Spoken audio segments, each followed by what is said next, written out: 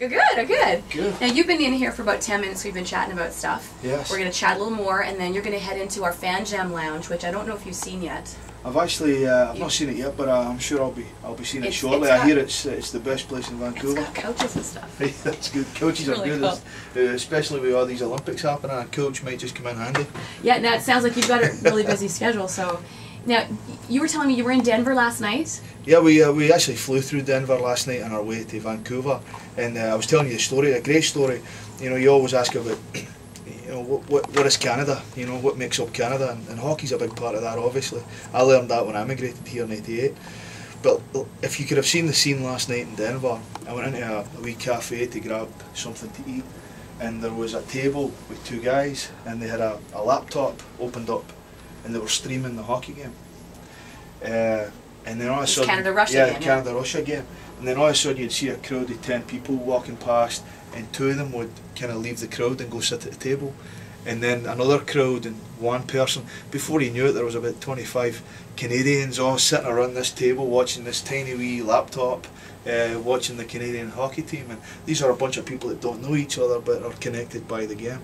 So it was really special, and I'm sure there was probably a lot of American people looking at this thinking, what's going on, you know, with these guys on their laptop. But it was pretty special. I was very proud to be associated with that. And when they see your jacket, do they think that you have a Canadian accent? Well, you know something, it's wonderful, because this jacket, many months ago I was at the Bay in Calgary, and this woman was opening up a big cardboard box, and she took out all these jackets, and one of them was this, you know, this black Olympic jacket. And I said, what's that? She said, well, you know, the Olympics are here this year. And I said, oh, that's right.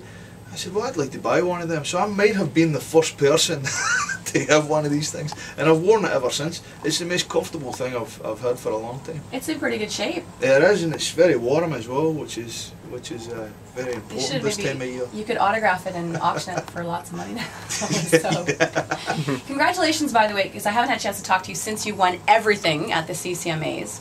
Thank you. Has that changed anything for you? I mean, your CDs are selling, and your DVD, and it's just crazy over setting records the first week it came out. Because of that, do you just plow on through? You know, anybody that knows me, I never did get into the music business for awards or accolades. You know, I get into the music business because I love to sing, and I feel like I've got a story to tell.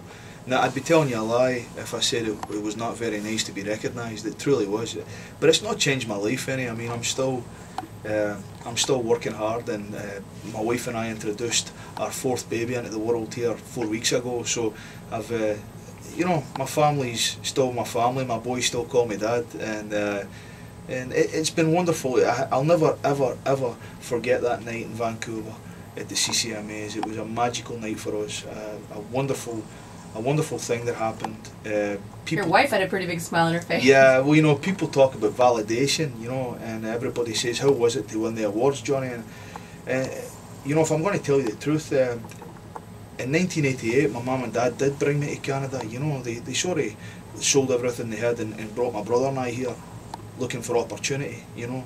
And that night in Vancouver, it was special, but it wasn't special for a lot of the things that people might think. It was special for me because I stood up on stage, and my mother and father were on the fourth row, and to be able to look at two people to be able to look at two people that basically sacrificed a lot for my brother and I, to be able to look at them and offer them validation for a chance that they took on somebody. It was a very special thing for me, and something I'll never forget. And for that reason, Vancouver will always be close to my heart. Well, we love it when you come back to play.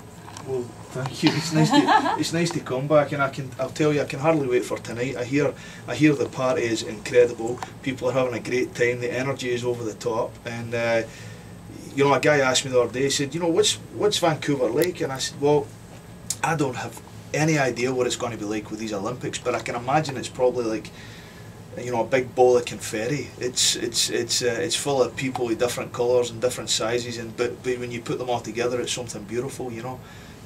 So I'm just so happy to be part of something bigger than myself, and I'm looking forward to getting up there and singing my songs tonight.